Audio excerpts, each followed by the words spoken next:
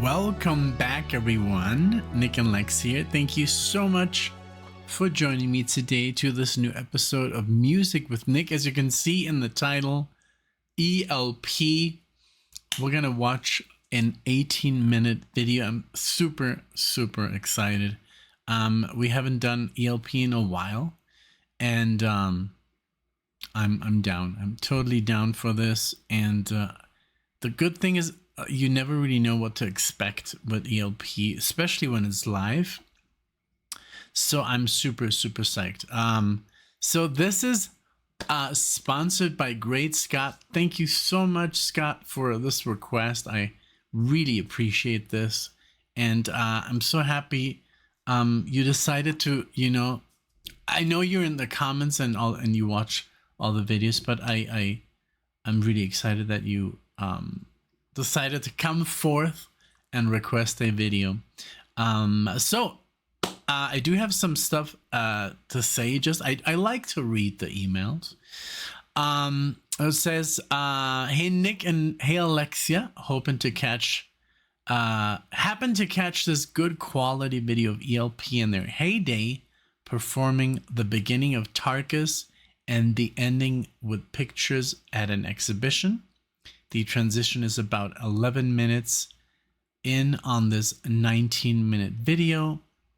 And that's awesome. Thank you. You really get to see them all close up with all their skills.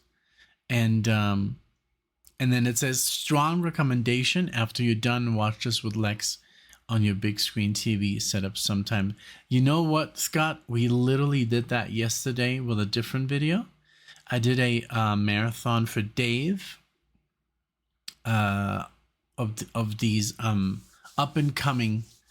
You'll see it. It's gonna be in the on YouTube on the channel of these younger girl bands, and they're really good. And we watched all 5 videos on the TV. Right now we don't have neighbors, so we really go up in volume, and she really loved it. So I'm gonna do the same with this one, I promise. Most of the stuff, almost everything that I do that she can't be part of, or that's just because there's just no time, I show her. Like, I just did a Muse marathon and I showed that to her as well, so she doesn't really miss out on the stuff. So, but yeah, ELP, obviously she has a soft spot, but again, maybe it would be too long for her, so okay, so I'm just gonna do a little movement here. I'm gonna pull it up on the screen and I'll be right back. All right, I got it right here in front of me. Emerson, Lake and Palmer, Tarkus / pictures at an exhibition, live at Montreux, 1997. Man, so I'm gonna try not to pause because I don't want to ruin it, but if there's some kind of pause in the music, then I'm just gonna go for that space bar, and I might interject a little bit because I don't know if I can actually talk about this music after 19 minutes. Maybe I can talk over the music a little bit, but I don't want to do that either. It's a toughie, this one. But hey, this is gonna be. I know Emerson, Lake and Palmer. I know what they play, so this is gonna be insanity. Let's go for it, man. I'm super down, super excited for this. All right, here we go. Well, here they are. So I hope this is good. I made it as big as possible. So, yeah. So here we go. Thank you again, Scott. Thank you so much, everybody, for being here. Totally forgot. If you like this video, please do subscribe to the channel to see more. And we're going to do more reactions, Alexia and I, and all this good stuff. All right, here we go. 19 minutes of heaven. Progressive rock heaven. Here we go.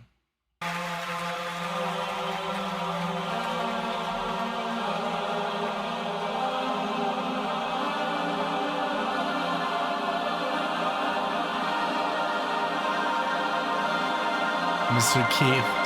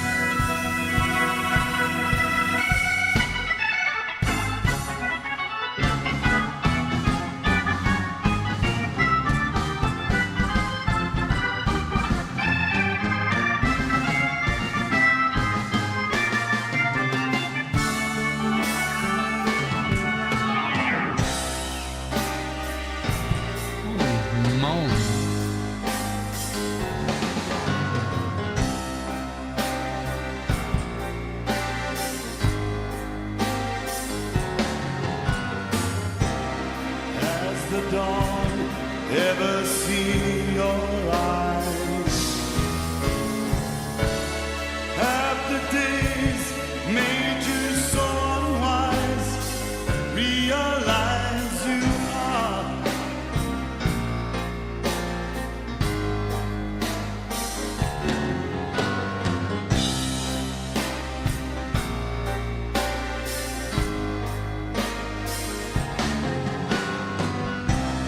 Have you talked to the winds of time? Then you walk and the news will shine. Taste of wine. How can you know where you've been in time? You'll see the sign and realize your sin.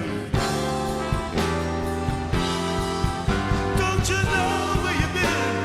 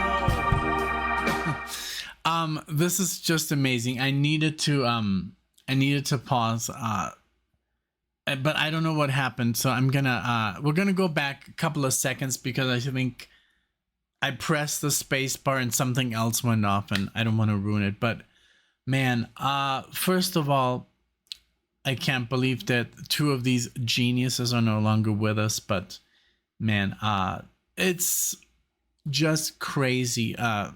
Especially here, Keith Emerson, like that vamp that it didn't even feel like a vamp, but I love how he there's so many different styles that he dominates, and I mean he dominates it all, but I love how first he was playing some jazz over the chord progression, and beautiful with some blues in there, here and there. He kind of like mixes it up, and then he went full classical with those really cool fast arpeggios. I love his style. And then he just goes nuts, and I really like that he is like I mean, they're also essential. I mean, without the voice and that amazing bass playing and that particular drumming, it wouldn't be that trio, so everyone plays obviously a very, very important role. It's like almost like being in like hypnotized. Like I literally forget to say anything. I'm just like blown away. So I'm sorry if I'm just like quiet. But again, I don't want to really interrupt this performance. It's just amazing, So what I'm gonna do, I want to take a super small pause and go back those last 15 seconds because I kind of like ruined it there. So I might even cut it out. Just to go back, I didn't even know. I just pulled up, some information, and I didn't know that they passed away the same year in 2016. But we still have Carl with us, and he's obviously, going strong, and I think he's 75 now, if I'm not mistaken. 75, yeah. No, yeah, 75 years old, and he's still playing. And yeah, it's just amazing. So let's keep going here. I went back almost like a minute just so you know. Okay, so let's continue. We're almost halfway through, but I literally don't want this to end. Okay, let's just keep going. Let's see what else happens. Obviously Greg on the bass, beautiful. His singing, just as wonderful as always. I've always been a huge fan of his vocals, of his style, and just everybody complements each other so well. It's fascinating. Okay, let's go.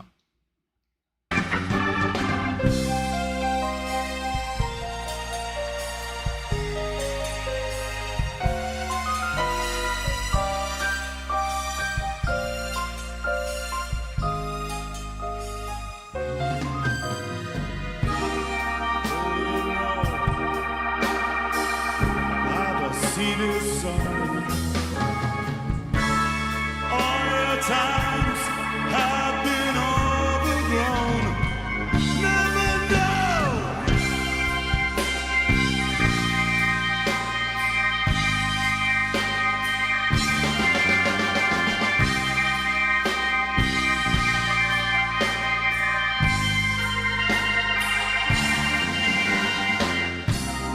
Have you walked on the stones of years?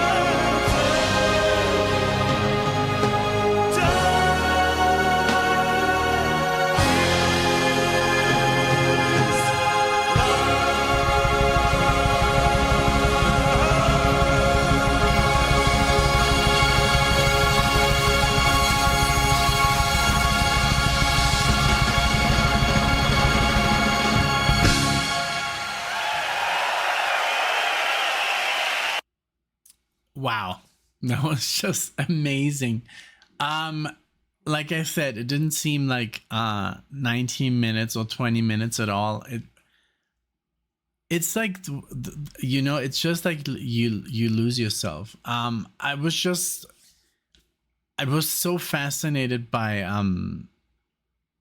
all the sounds that Keith Emerson comes up with, and I mean all the keyboards he has control under, and I just have no idea. I mean, I'm not a keyboard player or a piano player at all, so I don't know if it's all like maybe if he has a tech guy. I did see some people, around.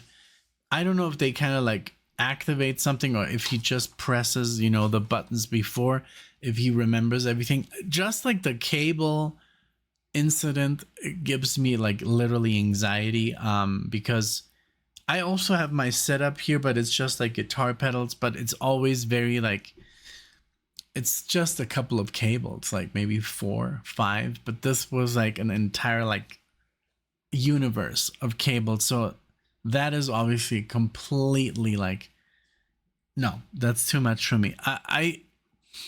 How easy do they have it, right? To just plug in the bass, that's it. And Carl sits on his drum set, everything's ready. But Keith Emerson, man, I mean, all the stuff has going through his head, amazing, beautiful. This is just beautiful music. I know there's a lot of people that don't like Emerson, like in Palmer. I've seen even skits of people that just dislike them a lot. I, I think it's to each their own taste, the musical taste. I guess it can get pretty challenging at times, like what's going on, what is even happening.